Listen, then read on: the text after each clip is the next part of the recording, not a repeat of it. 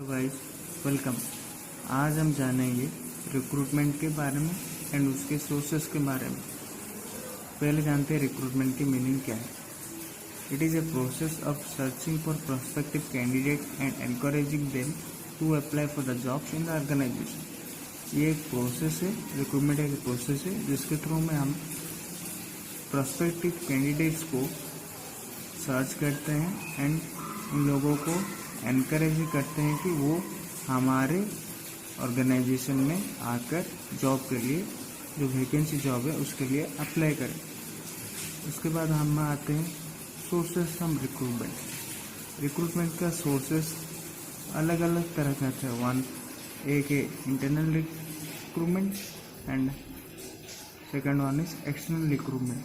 पहले हम जानते हैं इंटरनल सोर्सेस के बारे में। जब कोई ऑर्गेनाइजेशन में वैकेंसी उसके ऑर्गेनाइजेशन के अंदर ही फिल किया जाता है, उसे कहते हैं हम internal sources. Promotion, transfer, x employees and the examples of internal sources. External sources क्या है? जब कोई ऑर्गेनाइजेशन का वैकेंसी फिल करने के लिए आउटसाइड सोर्सेस के ऊपर डिपेंड करना पड़ता है, उसे कहते हैं हम external sources. Example training and education and training institutions, advertisement, employment agencies, telecasting, casual callers and employee referrals. अब हम जानते हैं प्रमोशन के बारे में।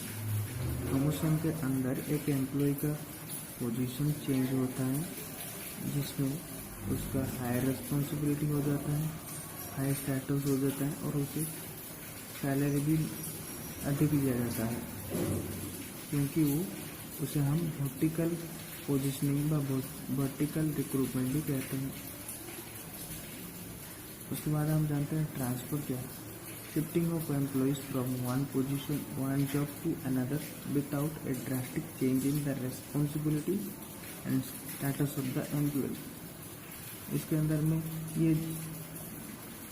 एम्प्लॉय का पोजीशन तो चेंज होता है बट उसका responsibility, status and salary nearby same ही होता है।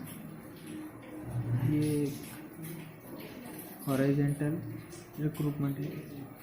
एक्स एम्प्लॉयज, जब कोई ऑर्गेनाइजेशन की वैकेंसी की फिलअप एक्स एम्प्लॉयज के द्वारा की जाती है, उसे हम कहते हैं एक्स एम्प्लॉयज रिक्रूटमेंट। और एक पार्ट में हम एक्सटर्नल सोर्सेस ऑफ रिक्रूटमेंट का वीडियो बनाएंगे।